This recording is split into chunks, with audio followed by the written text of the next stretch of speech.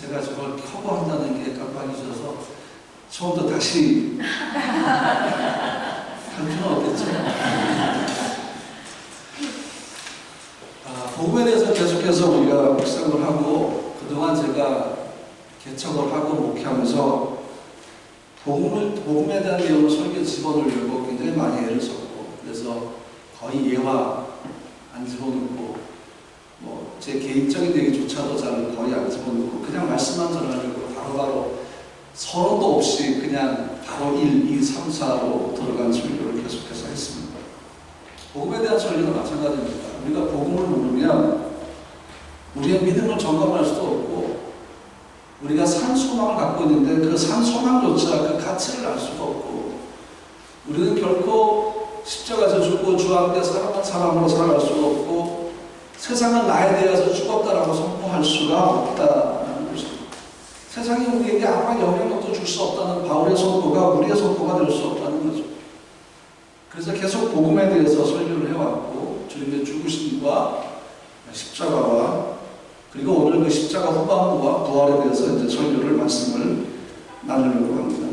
우리가 보통 얘기할 때 보혈 이렇게 얘기를 하죠.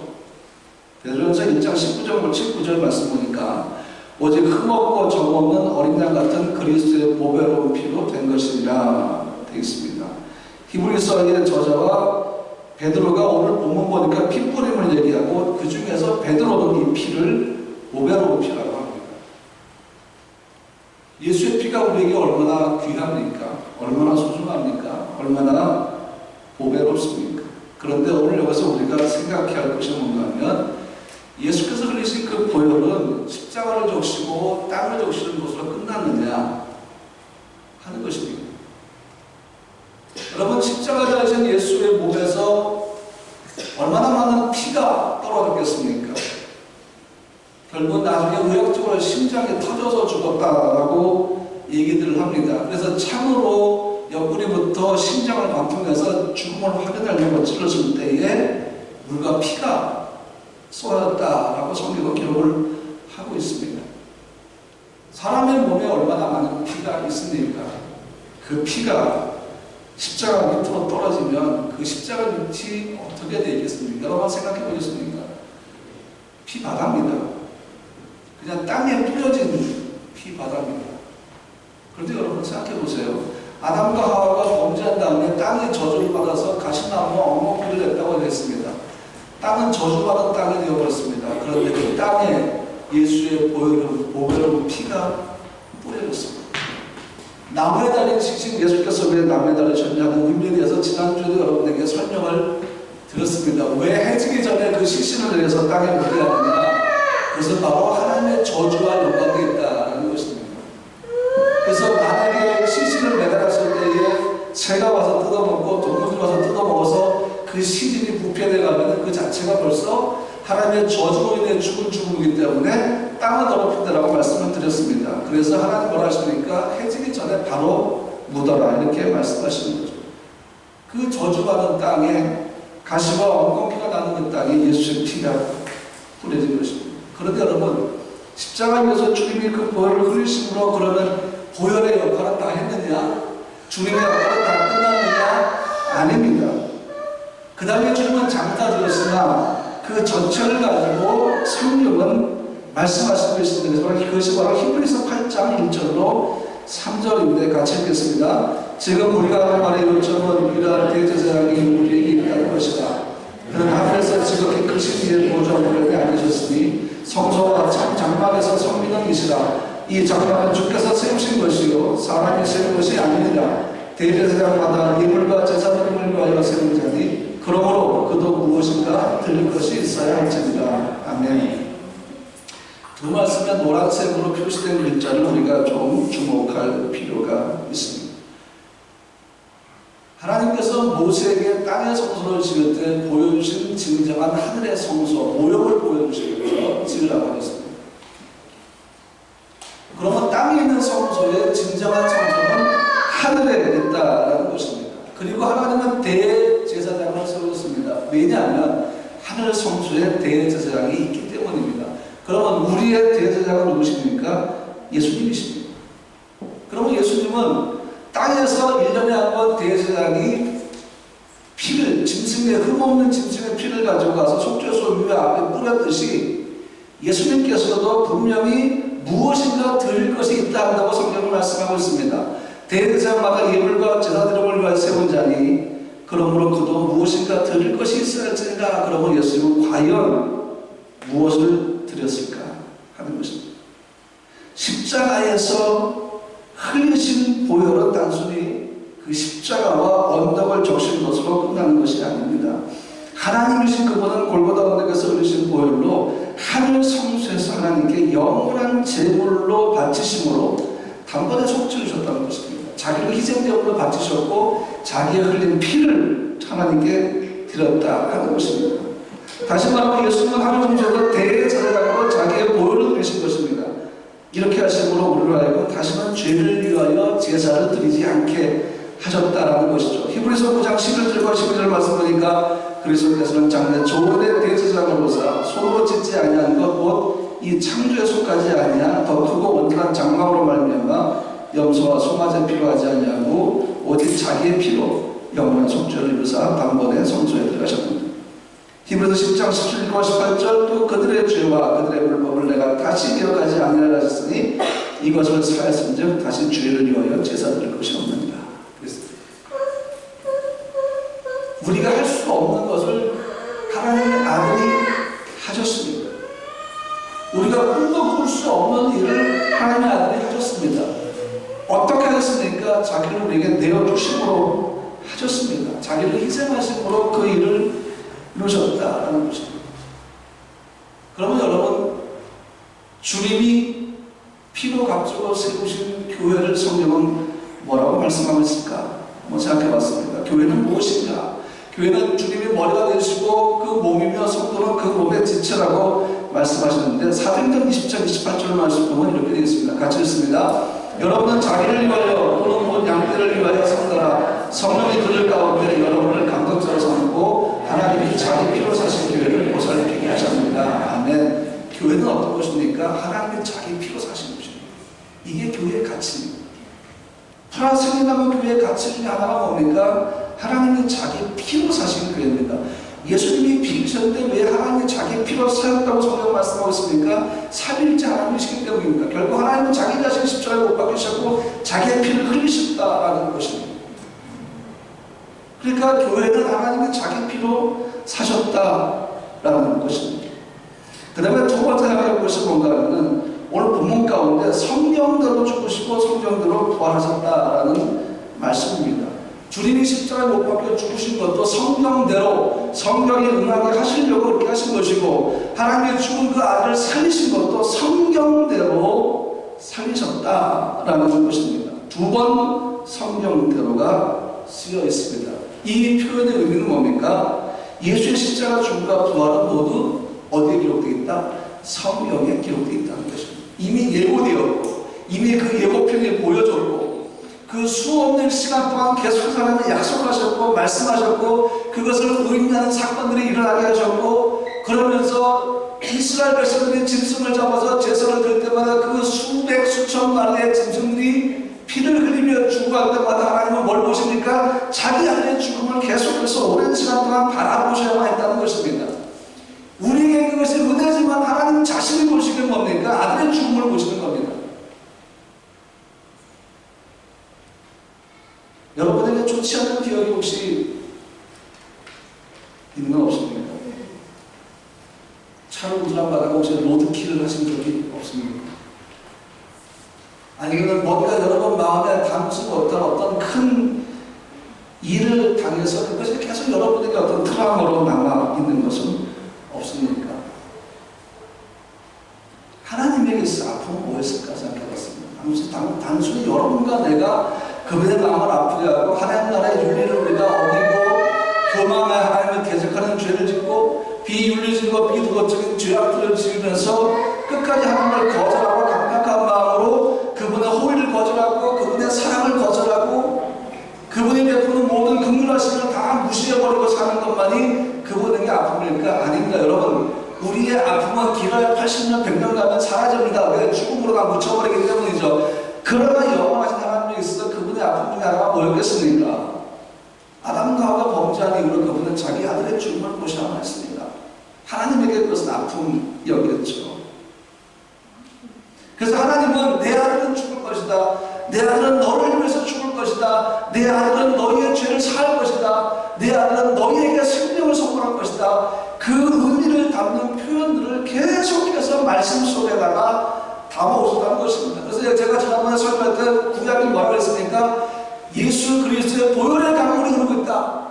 예수 그리스도의 보혈의 강물이 구약을 바탕하고 있다라고 말씀을 드렸습니다. 그러므로 성경을 읽으시는 분들은 그 관점으로 바라보시면 얼마나 많은 표현들이 하나님의 아픔으로 자기 아들을 보내셔서 그가 너를 위해 죽을 것이다 라고 말씀을 하셨는지를 알 수가 있다라는 것입니다. 저는 지금도 성경을 읽으면서 이 말씀들을 준비하면서 놀랍게도 그러한 구절들 처음 읽을 때는 그런 표현이 아닌 줄 알았는데 상관이 없는 줄 알았는데 계속해서 읽으며 묵상하다 보니까 이게 예수의 죽음을 의미하는 거였구나. 이 표현이 그리스도의 아픔을 담는 표현이었구나. 이 속에 하나님의 아픔이 있구나라는 것을 알게 되었다 하는 것입니다. 이사야 26장 19절 말씀 보니까 이런 말씀이 있습니다. 주의 죽은 자들은 살아나고 그들의 시체들은 일어나리이다. 티끌에 누운 자들아 너희는 깨어 노래하라. 주의 이슬은 빛나는 이슬이 땅에 죽은 자들을 내놓으리라. 주의 죽은 자들은 살아나고. 그것이 뭡니까? 예수의 부활. 그 부활을 통해서 죄로 위해 죽었던 우리가 예수 앞에 살아난 것들을 의미한다는 것입니다. 그러나 아무 생각 없이 이 구절을 읽으면 잘 이해가 되지 않는 구절입니다. 하나님은 우리가 알기 쉽게도 표현하지만 우리가 계속해서 그 말씀을 묵상하고 사모하고 갈망하면서 성령의 지혜를 보실 때에 비로소 알게 해주시는 하나님의 메시지, 그분의 아버지와 아들의 스토리텔링이 구약 속에 많이 담겨있다는 것입니다. 그러므로 예수님의 죽음과 부활은 이미 구약에 기록된 하나님의 약속이고 진리입니다. 그리고 여러분, 부활은 예수님의 십자가 죽음과 그분의 살아나심은 인류 역사 속에 실제로 이루어진 사실입니다. 전설이 아닙니다. 교묘한 이야기가 아닙니다. 꾸며낸 이야기가 아닙니다. 베드로의 고백처럼 교묘한 이야기가 아니라 사실이라는 것입니다. 여러분이 믿든 안 믿든 우리가 그걸 인정하지 않든 이미 부활은 일어났습니다. 어떻게 하겠습니까? 제가 한번 물어보겠습니다. 여러분, 우리나라의 대표적인 영웅하면은 전쟁 중의 영웅은 누구를 꼽습니까? 원준을 꼽습니까? 그럴 리가 없죠. 누굽니까? 이순신 장군입니다. 그분이 뭘 만졌습니까? 거무술을 만졌습니다. 그분은 명량해전, 한산도 대처, 노량진 대처까지 다 이기시고 결국은 죽으셨습니다. 자, 이게 실제로 일어난 일입니까? 안 일어난 일입니까? 일어났죠. 여러분 그 현장에 있었습니까? 혹시 보셨습니까? 못 보셨죠? 근데 여러분은 의심도 하지 않고 믿지 않습니까? 왜 그렇습니까?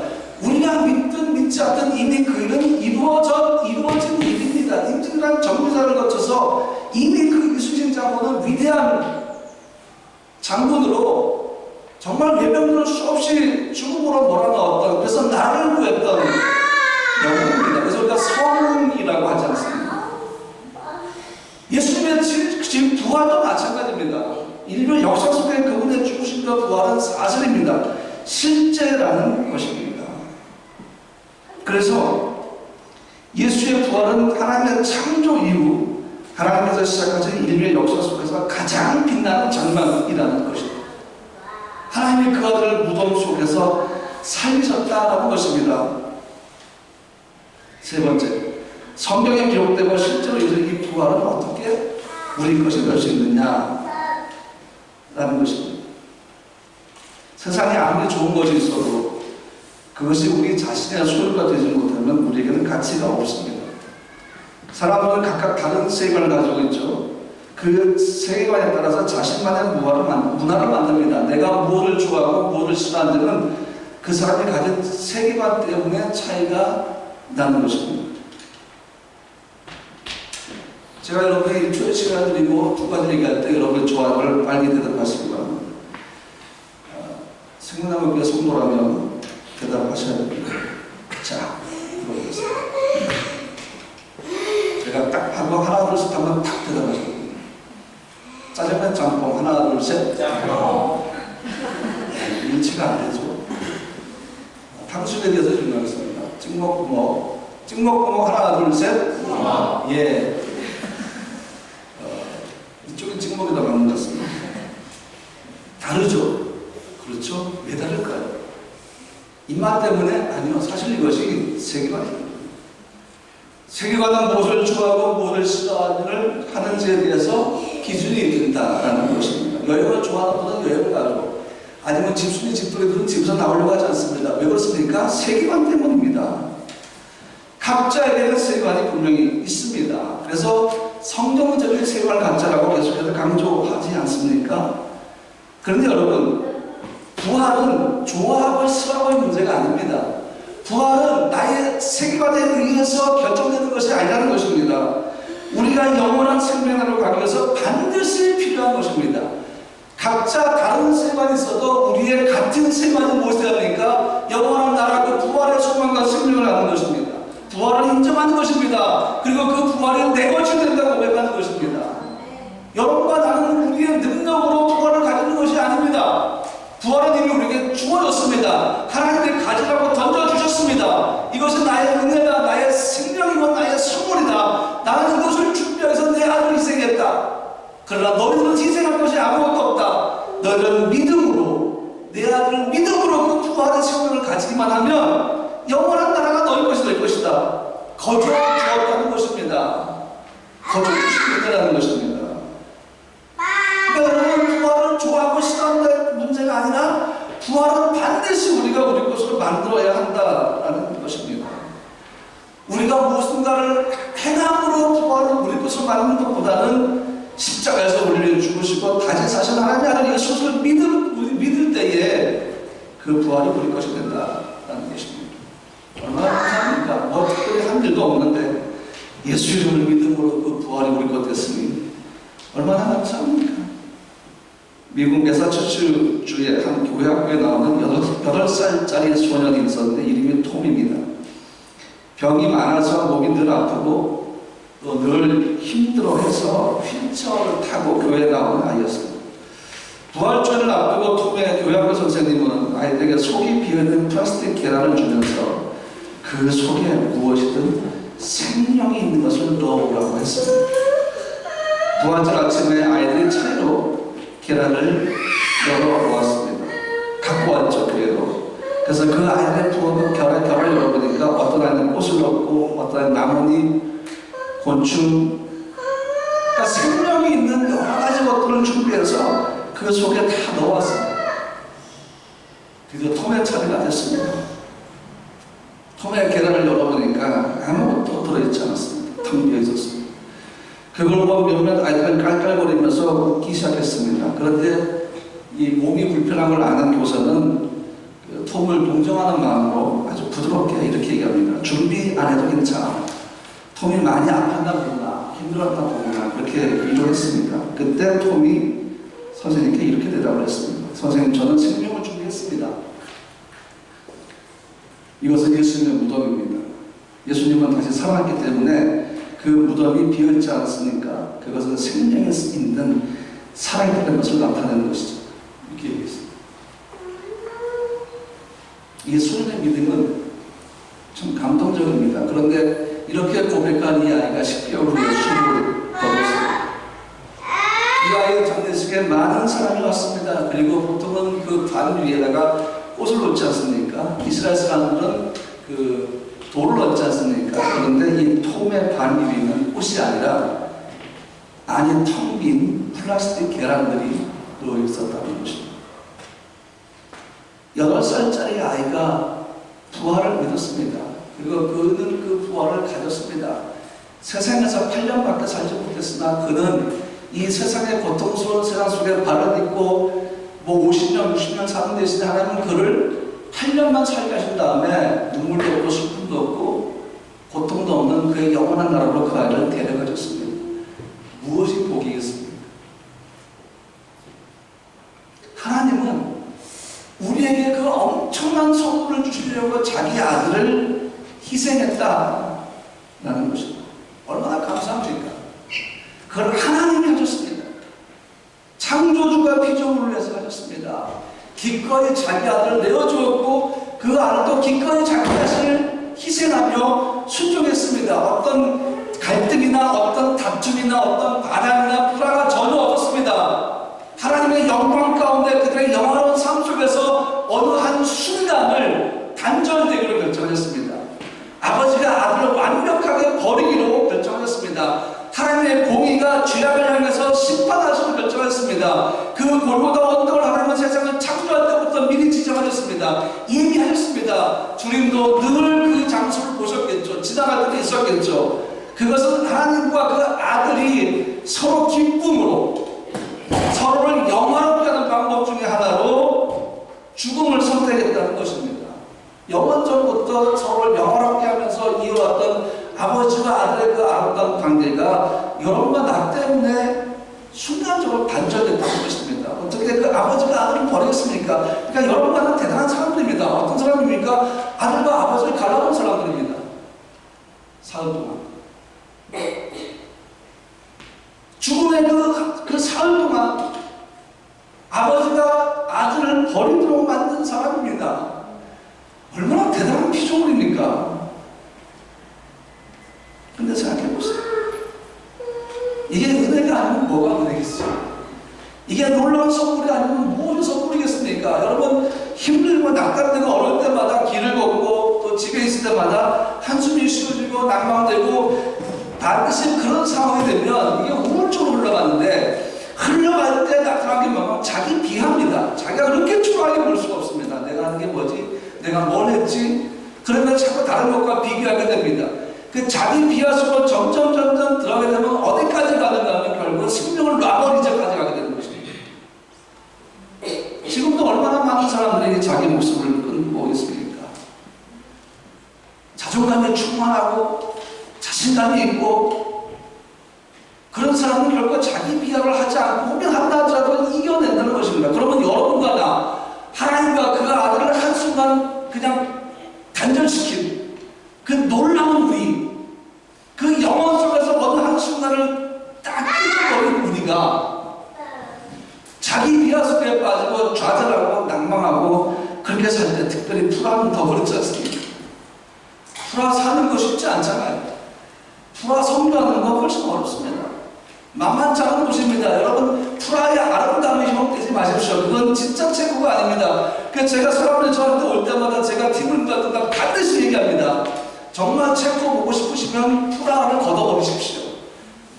체코가 모든 것이, 체코의 모든 것이 프라가 아닙니다. 프라하를 걷어내야 그때 진정한 체코가 보입니다. 그렇게 얘기합니다. 만만치 않은 곳입니다. 관광이고 아름다운 곳이기 때문에 영적 전쟁이 다른 곳보다 훨씬 더 심합니다. 어둠이 여기 가만두겠습니까? 여러분들을 낭망하게 만들고 좌절하게 만들고 그 영적 전쟁은 깨어있는 자들에게 훨씬 더 치열하게 일어납니다.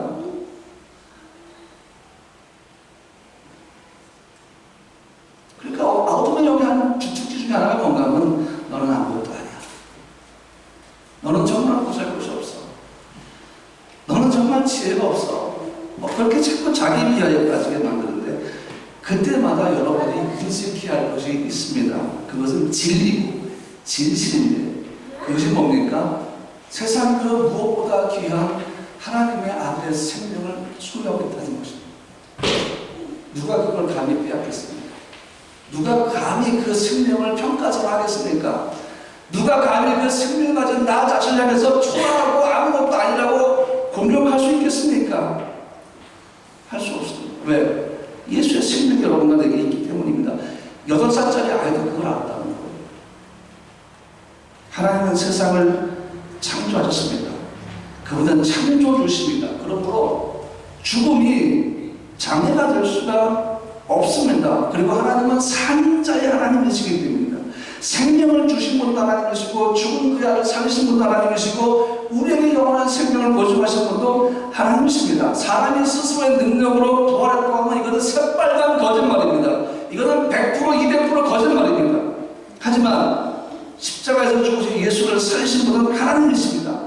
부활을 과학으로, 생물학으로, 철학으로 증명할 수 있겠습니까? 어떤 과정을 통해 죽은 자의 부활이 순서적으로 일어나는 그 진행되는 과정을 여러분 다 아십니까? 누가 세상의 학문으로 그 부활의 과정을 완성할 수 있겠습니까? 논문을 써서 발표할 수가 있겠습니까? 아닙니다. 하나님의 그 아들을 부활시키는 그 역사적인 진실은 논문 속에 갇힐 수 없습니다. 사람의 이론 속에 갇힐 수가 없는 것입니다. 그 누구도 증명할 수가 없습니다. 근데 우리는 어떻게 합니까? 하나님이 하셨기 때문에 믿는 것입니다. 이미 믿음은 세상의 학문을 초월했기 때문입니다. 여러분과 내가 가진 부활의 생명이 이 땅을 초월했습니다. 여러분과 내가 가진 부활의 생명이 이미 하늘에 있습니다. 그러므로 우리가 최종적으로 갈 곳은 어디입니까? 하늘이라는 사실입니다. 그러므로 우리는 죽음이 두렵지 않다는 것이죠. 톰이 8살짜리 애가 죽을 때 고통 속에 죽었을까요? 제가 90년대 중반에 수원 아주대학교 의료병원 원목이었습니다. 한 3년 동안 원목했습니다. 대학병원이어서 큽니다. 근데 교회가 지하 2층에 조그맣게 있었고 주일 예배는 2층 회의실에서 열리는 그런 상황이었고 목사님 몇 분들이 이렇게 교대로 오면서 설교하는 그런 교회였어요. 근데 제가 원목이 되었고 그때부터 병원 목회를 시작했습니다. 제일 마음이 힘들 때가 언제냐면 저는 이제 원목이기 때문에 중환자실을 그냥 엘리베이터가 아니고 의사들이 가는 엘리베이터 타고 올라갈 수 있어요. 그 카드가 있기 때문에. 중환자실에 가는 게 너무 마음이 아파요. ICU, NCU라고 하죠. 그 다음에 응급실이 참 힘든데 어느 날 한순간 응급실을 갔는데 어떤 아버지가 5살짜리 아이가 그 병상에 누워있는데 그 아이 배에다가 얼굴을 갖고 눕는 거예요. 그래서 저는 물어봤어요. 그랬더니 과소증을 하는데 아이가 아버지와 함께 그 사과를 뭐 이렇게 하다가 갑자기 길로 튀어나갔다가 차에 부딪혀서 죽었다는 거예요. 순식간에 아들 잃어버린 아버지 고통이 얼마나 심하겠어요. 방법이 없는 거죠. 그냥 기도해드리고. 그리고 그 병원에 제가 저한테 한 번 이야기했는데 담비라는 7살짜리 여자아이가 있었습니다. 얘는 2살 때부터 소아암에 걸린 아이입니다. 2살 때부터 얘는 암의 고통을 몸에 지니고 사는 아이입니다. 소아병동에 그 소아암 걸린 아이가 있는 병동이 따로 있습니다. 거기 들어가서 먼저 발을 소독하고 머리에 뭐 쓰고 이렇게 가운을 입고 들어갑니다. 갈 때마다 얘는 늘 말씀 보고 있었고 설교하면 그렇게 잘 들었습니다. 그리고 주일 예배 때마다 휠체어 타고 와서 너무 예쁘게 아름답게 찬양하는 아이였습니다. 어느 날 갑자기 병원으로부터 연락이 왔습니다. 담비가 죽었다는 거죠. 어린 아이가 죽으니까 사업자가 너무 없잖아요. 너무 밥 먹다가 그 소식을 듣고 너무 놀라서 뛰어왔습니다. 갔더니 이미 그 아이가 관에 실려 있고 그 아이의 마지막 모습은 제가 볼 수가 없었습니다. 그러나 늘 갈 때마다 천국을 얘기했기 때문에 이 아이는 분명히 하나님의 생명의 나라로 갔을 거라고 확신했었습니다. 왜 그런가 하면 그 엄마가 저한테 그때는 이제 화장터가 그 수원시내 안에 있었습니다. 그래서 같이 가서 마지막 기도해드리고 그 아이의 작은 방이 그 화장터 안으로 이제 들어가고 밖에서 이제 기다리잖아요. 그 엄마가 기다리는데 그 엄마가 저한테 이렇게 얘기하는 거예요. 목사님 담비 마지막 순간을 못 보셨죠? 못 봤죠. 담비가 갑자기 코마 상태에 빠지고 의사가 하는 말이 얼마 안 남았다고 해서 가족들이 그 병상 주변에 이렇게 서 있는데 마지막 순간에 담비가 눈을 뜨더랍니다. 그러니까 완전히 이제 몸은 다 이제 뼈만 남은 그 상태 속에서 애가 눈을 살짝 뜨더니 가족을 한번 이렇게 둘러봤답니다. 둘러보고는 마지막으로 남긴 말이 뭔가 하면 이거였어요. 엄마, 나 지금 하나님이 보여. 그리고 숨을 거뒀어요.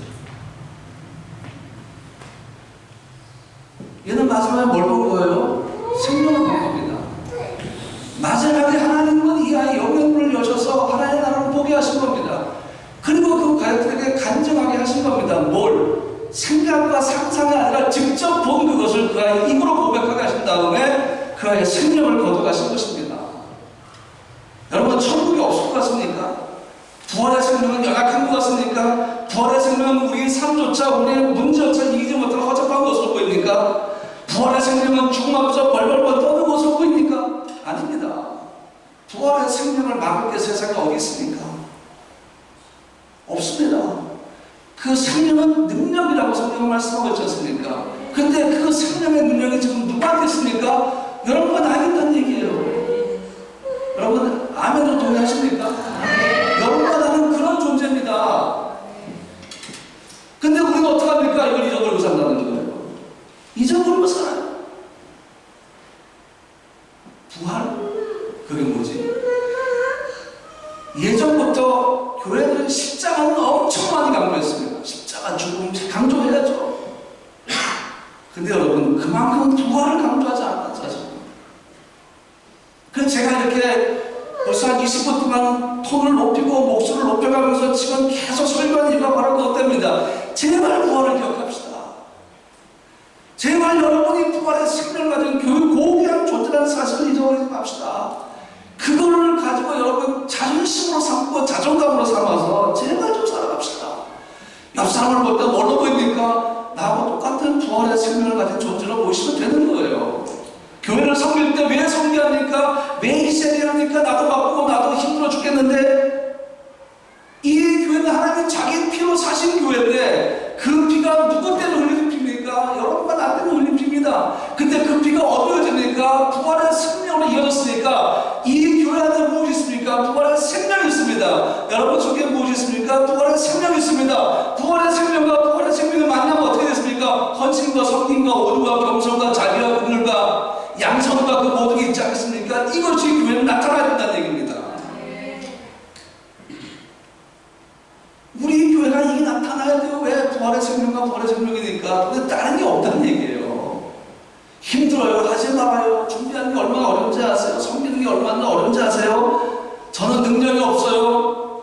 여러분, 교회 섬김 또 다른 곳에 나가서 선한을 행하는 것은 우리 능력으로 하는 게 아니에요. 구하면 주십니다.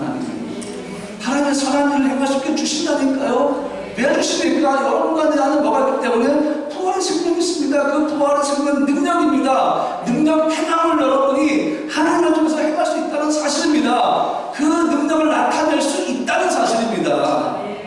근데 왜 주지 않습니까? 왜 어렵습니까?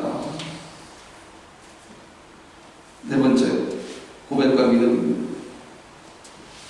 우리는 가이사라 빌립보에서 베드로의 고백을 알고 있죠. 요한복음 11장 27절 같이 읽습니다. 이르되 주여 그러하여다 주는 그리스도시요 세상에 오시는 하나님의 아들이시를 내가 믿나이다. 그렇죠? 이게 베드로의 고백입니다. 그 다음에 예수께서 70일을 파송하셨죠. 그들이 사역을 마치고 돌아와서 이렇게 고백합니다. 같이 읽습니다. 70일이 기뻐하며 돌아와야 돼 주여 주의 이름으로 귀신도 우리에게 항복하다이다. 병자도 고치고 귀신도 쫓아냅니다. 베드로는 가장 위대한 황금 고백을 합니다. 주는 그리스도시요 살아계신 하나님의 아들이십니다. 자기도 모르는 사이에 당신은 그리스도시고 메시아이십니다 라고 고백을 한 겁니다. 그런데 여러분, 이렇게 진정한 고백을 하고 능력을 행했던 제자들의 삶 속에서 굉장히 실망스러운 일이 일어나기 시작합니다. 예수님의 사역 말기에 제자들 사이에서 누가 더 큰지를 겨루는 서열 다툼이 일어나기 시작합니다. 어이가 없죠. 네가 크냐 내가 크냐 우리가 보기엔 다 똑같죠. 세베대의 두 아들 야고보와 요한의 모친이 예수께 와서 자기의 두 아들을 청탁을 합니다. 주의 날에서 네 아들 우편과 좌편에 앉기를. 그런데 그걸 하필이면 옆에 된 제자들이 들어버렸습니다. 화가 났습니다. 분노했습니다. 예수께서 잡힐 때 제자들은 도망갔습니다. 한 명의 제자가 예수를 배반해버렸습니다. 그 어떤 제자도 주를 위해 죽겠다고 대신 죽겠다고 나서지도 않았습니다. 예수님과 내가 같이 죽겠다고 나서지도 않았습니다. 예수님의 능력을 가지고 병자를 고치고 귀신을 쫓았던 사람들의 모습이 아니었습니다. 그들은 사형에 해당하는 죄를 지은 자들이며 자기 죄로 인해 처형을 당하는 사람들임에도 불구하고 지금 이 얘기는 예수님 옆에 달린 강도 얘기입니다. 이 두 강도는 자기들의 행한 것 때문에 십자가에 못 박혀 죽습니다. 죽을 죄를 지었기 때문에 죽는 것입니다. 그러니까 어떻게 합니까? 예수님께서 욕을 했습니다. 그 두 강도 중에 한 강도가 이렇게 얘기합니다. 누가복음 24장 41절 우리는 우리가 행하는 일에 상당한 보응을 받는 것이니 이에 당연하거니와 이 사람이 하는 것은 옳지 않은 것이 없느니라고. 보세요.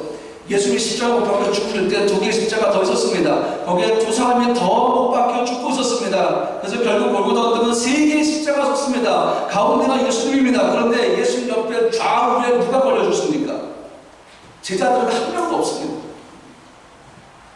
죽을 찌어진 강도들이, 그러니까 예수님은 강도들 사이에서 죽으신 것입니다. 비참한 일은 비참한 일 어떻습니까? 동무라는 거 똑같은 예비단 거 아니겠습니까? 제자들은 어디 갔습니까? 예수님께서 죽겠다고 외치던 제자들은 어디 갔습니까? 코빼기도 안 보셨습니다. 이해가 안 됩니다. 죄 많던 강도 중에 한 명이 갑자기 주여 나오실 때 나를 기억하옵소서. 적어도 이거는 제자들의 입에서 나와야 되는 게 아니에요. 같이 못 박히면서 같이 피를 흘리면서 강도들은 죽을 죄를 지었기 때문에 처형을 당한다는 것입니다. 예수님의 처형했을 때 누구도 예수님이 자기의 죄로 인해 죽는 것은 아니라고 외친 사람이 없었어요. 예수님이 지은 죄 때문에 죽는 것입니다. 이렇게 소리친 사람이 한 명도 없었습니다. 그러면 도대체 베드로의 고백은 뭡니까?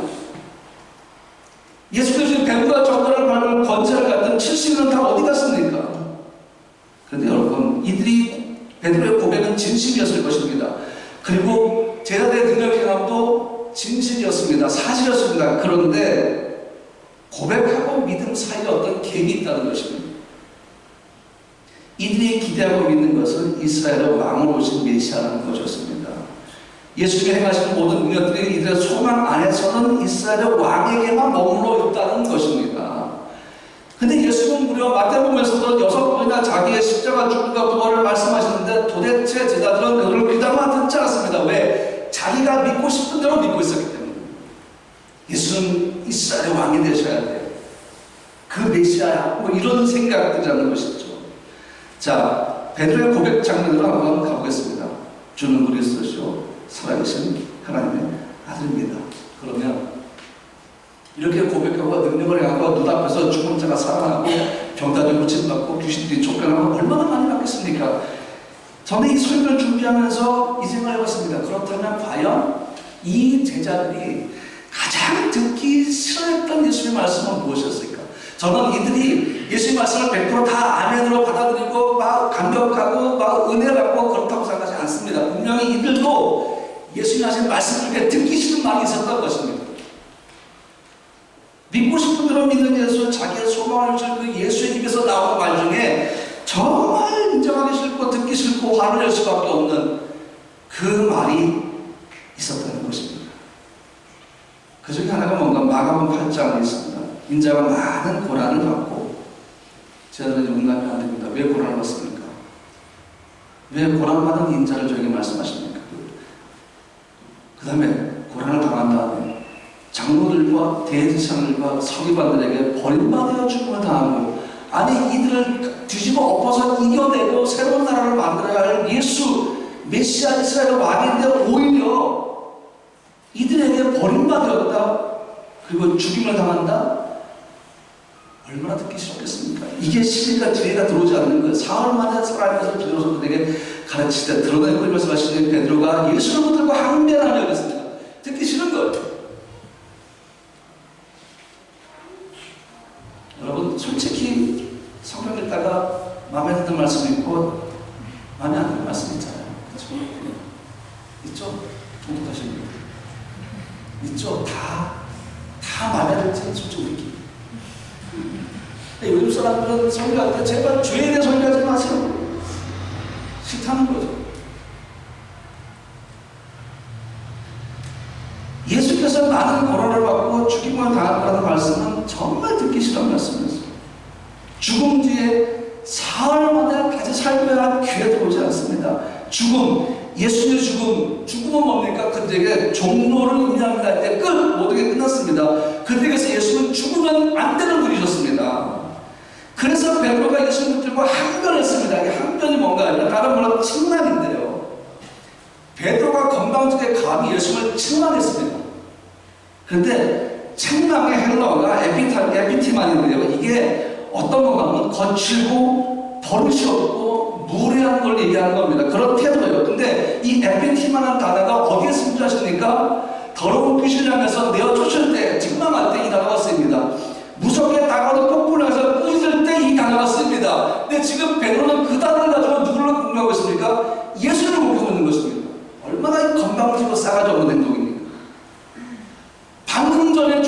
용서주시고 살아계신 하나님 아닙니다. 이거는 고백했던 베드로의 모습과 완전히 다른 모습이니까 주님 말하니까 사탄아 물러가, 너 내 뒤로 물러가라고 말씀하십니다. 너는 왜 하나님의 일을 생각하지 않고 사람 일만 생각하냐라고 말씀하셨습니다. 학명이고 하극상입니다. 주님의 반응이 그렇습니다. 그래? 사탄아 내 뒤로 물러가라 하면서 그래 너는 무통병에 걸릴지 이렇게 하지 않으셨어요. 그냥 물러가라 이렇게만 하셨습니다. 책망. 베드로가 예수를 책망했을 때 예수님도 베드로를 책망했습니다. 33절 내가 하나님을 생각하지 않으려고 들어 사람을 생각한다 하시고 이게 뭡니까? 하나님의 일과 사람의 일이 지금 충돌이라고 합니다. 우리 삶 속에서 얼마나 많은 충돌이 있습니까? 하나님의 뜻과 나의 뜻의 충돌, 하나님의 명령과 내 의지의 명령의 충돌, 하나님의 주신 평안과 내가 원하는 편안의 충돌, 얼마나 치열한 충돌이 우리 속에 일어나고 있습니까? 하나님의 일은 버림받은 인자입니다. 사람의 일은 이스라엘 왕이 되는 인자입니다. 인자와 인자의 충돌인데 하나님의 일은 온 인류를 대해서 버림받은 인자고 사람의 일은 이스라엘만을 위한 위대한 왕이 되는 인자라는 것입니다.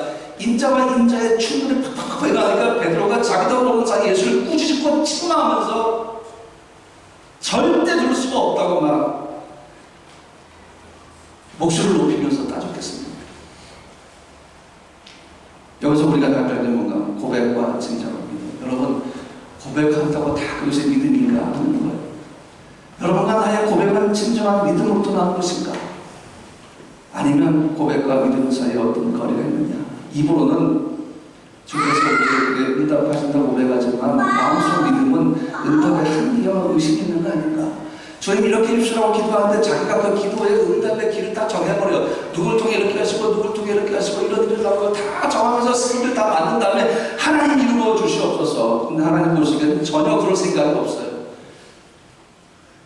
믿음으로 구하는 기도해야 되는데 우리가 다 스토리를 만들어 거기 하나님께 맞추라고 강요하는 기도. 여러분 요즘 목요기도회가 얼마나 뜨거운지 아세요? 영적으로 이제 기도의 문이 자꾸 열리고 있는 것이 느껴져요. 성령이 우리가 역사하신 것이 계속 느껴집니다. 교회의 중심, 교회를 이루는 그 기둥 가운데 아주 중요한 기둥이 기도입니다.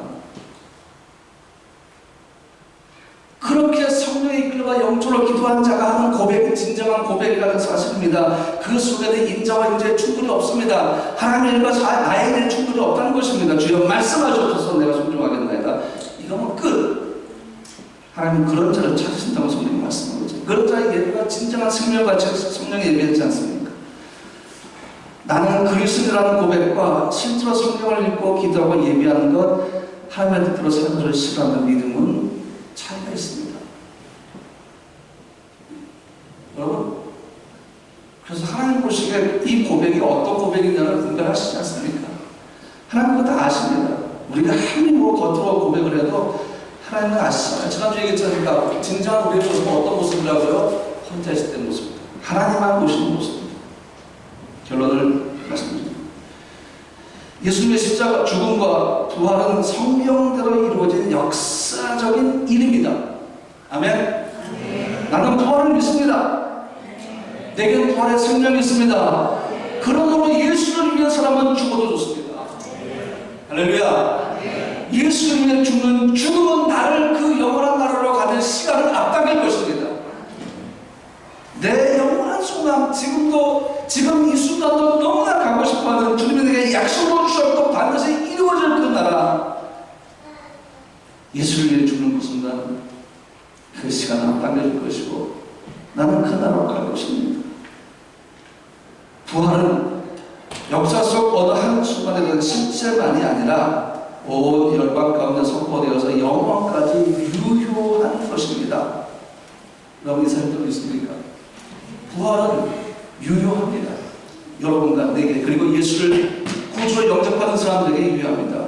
부활은 생명을 얻게 하는 것인데 사람이 할 수 없는 일입니다. 하나님의 일입니다. 영원까지 흘러가게 만드는 생명의 능력은 하나님께만 있기 때문입니다. 우리는 애완동물조차 죽음을 바라볼 수밖에 없는 그 생명을 유지시킬 수조차 없는 나약한 인간들이지만 하나님의 부활의 생명의 능력은 어느 한 순간 끝나고 단절되는 것이 아니라 하나님이 지쳐서 그만 놔버리는 것이 아니라 영원까지 계속해서 시간이 가면 풍성해지고 풍성해지고 풍성해지면서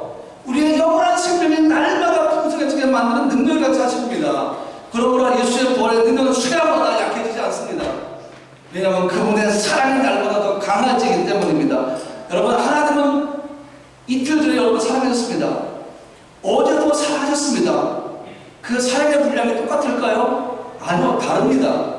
이틀 전에 하나님 여러분 사랑했습니다. 그것도 놀라운 사랑입니다. 어제 사랑했습니다. 그 어제 사랑은 이틀 전 사랑보다 훨씬 더 큰 사랑입니다. 그러므로 오늘 하나님을 사랑하는 사랑은 뭡니까? 어제보다 더 놀라운 사랑인 것입니다. 하나님의 사랑에 대한 동력은 지치지 않습니다. 고갈되지 않습니다. 그러므로 부활의 생명도 마찬가지입니다. 영혼까지 흘러갈 것입니다. 그리고 그 생명 결코 여러분과 포기하지 않을 것입니다.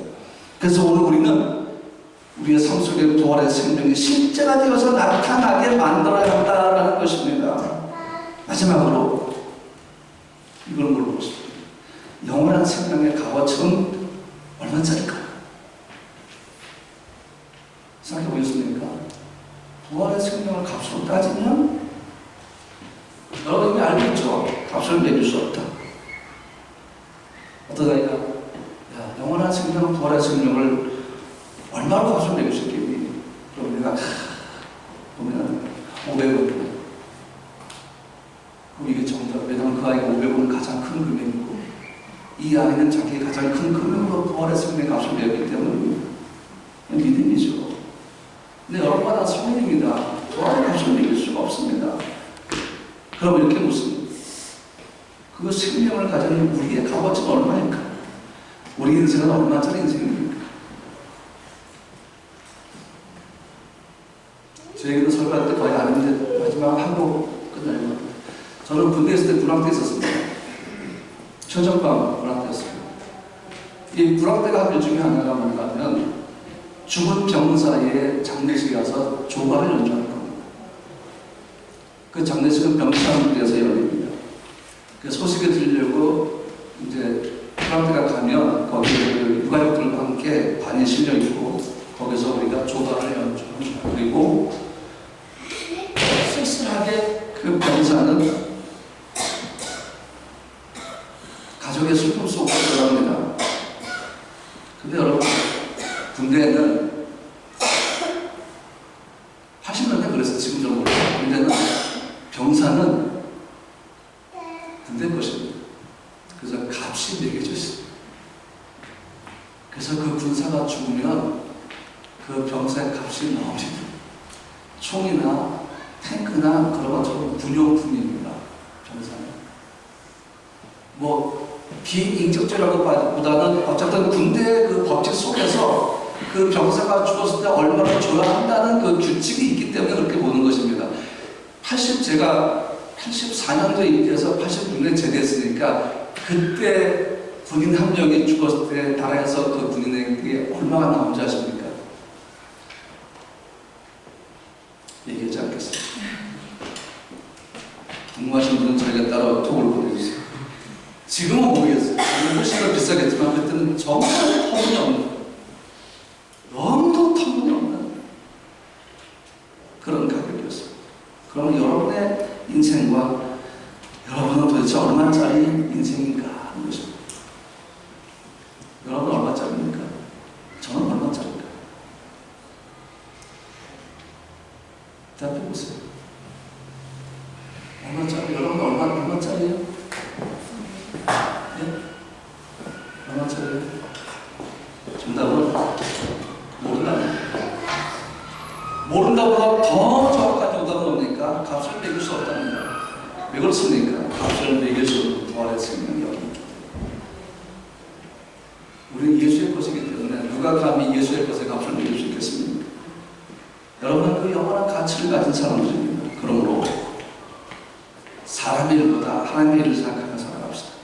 부활의 생명의 능력을 외칩시다. 내가 이걸 잊어보지 않으려고 갈망하면서 주여 너를 도우소서. 여러분 기도할 적이 있으면 목소리를 나오세요. 같이 기도하세요. 집에서도 기도하세요. 걸으면서 기도하세요. 우린 다르잖아요. 우리는 부활의 생명을 가진 사람들입니다. 어깨에 좀 필요 있어요. 자존감을 높이십시오. 영적인 자존감을 한없이 높이십시오.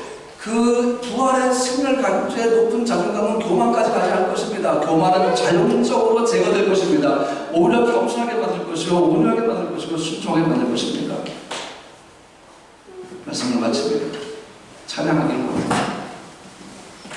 예수 그건 하나님의 공의가 되십니다.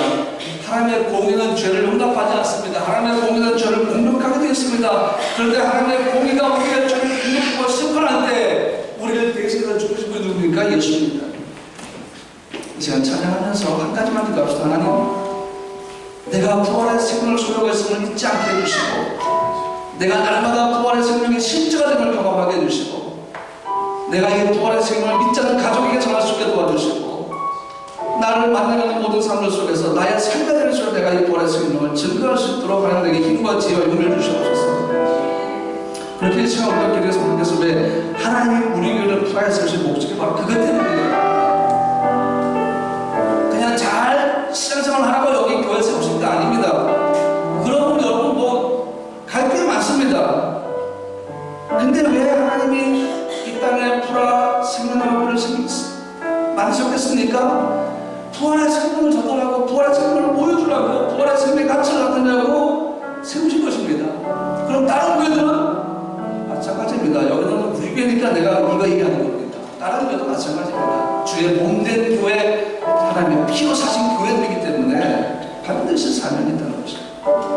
찬양하면서 부활의 생명이 나를 통해, 우리 교회를 통해, 그리고 풀어있는 모든 교회를 통해, 짓고 있는 모든 교회를 통해 일어나게 도와주고 나타나게 해서 무신론자 85%의 책과 적어도 30%가 떨어지게 해주시옵소서. 같이 기도했으면 좋겠습니다. 예수 하나님의 공의,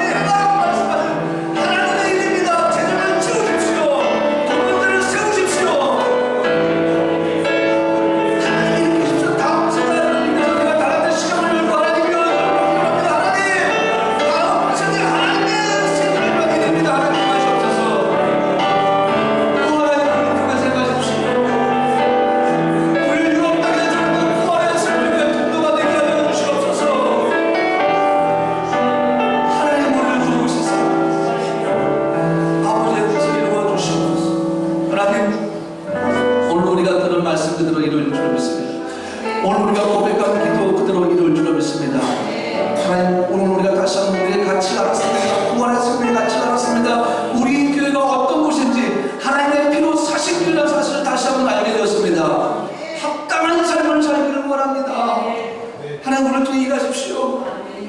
우리가 영적으로 게으르지 않도록 우리를 통해서 부지런히 일하십시오. 하나님 세상의 문화 속에 가두지 않도록 하십시오. 하나님 세상의 일에 가두어지지 않게 하십시오. 하나님의 일에만 가두십시오. 하나님의 일에만 사용하십시오. 부활의 생명을 가진 자로 자신감 있게 담대하게 세상과 타협하지 않고 살아가는 우리 교회와 성도를 되게 하여 주시옵소서. 예수님의 이름으로 기도합니다. 아멘.